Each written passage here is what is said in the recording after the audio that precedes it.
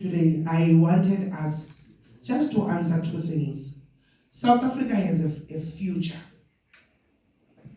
Presented us with a future in 1994.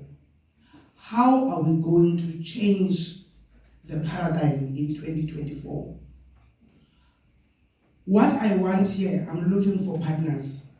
I'm looking for expertise, for people that are saying to me, we can still build South Africa, but this is what we can offer on the table. I need expertise in mental health in most of the communities I work with, so that we can address the crime and criminality, because our townships now, the biggest threats, it's the criminal economy. I'm talking from a criminologist point of view.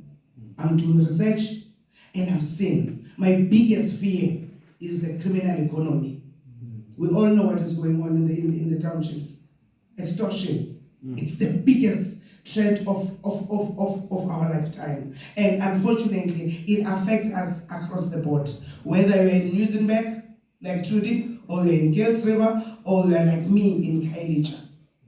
So going forward, there is a hope. I'm leaving this room today taking stock that there is hope.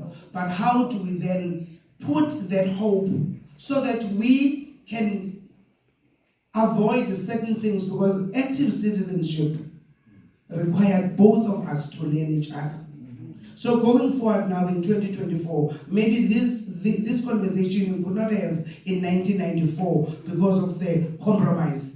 But now we've learned from the liberal dividend, where we steal from one another. You know, it's unfortunate with all the democracies in Africa, we've seen this.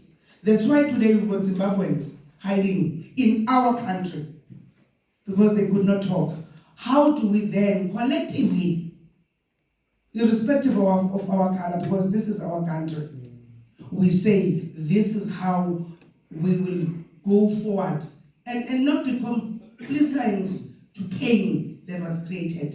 But how do we then now into it? Because as I said, I'm standing from a two-point of view, from an apartheid policy that inflicted pain on me and my parents. But now I've got another pain that has been created by the ruling party on me.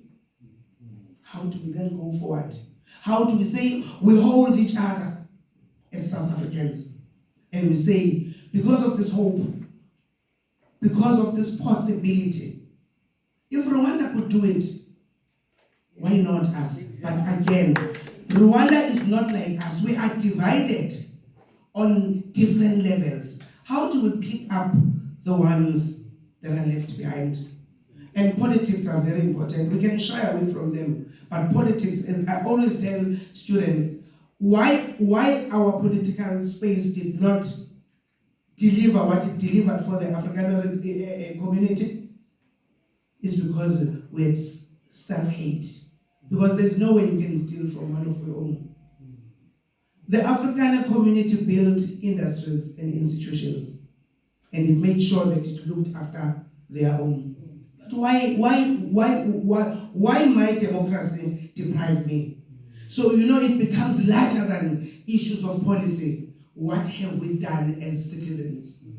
So I'm inviting everyone, and I'm inviting myself in you. I will be knocking, because we've got a highway crime project that is affecting all of us. When you drive in R100, you drive in N2. When they are throwing that stone, they don't care who's in that car.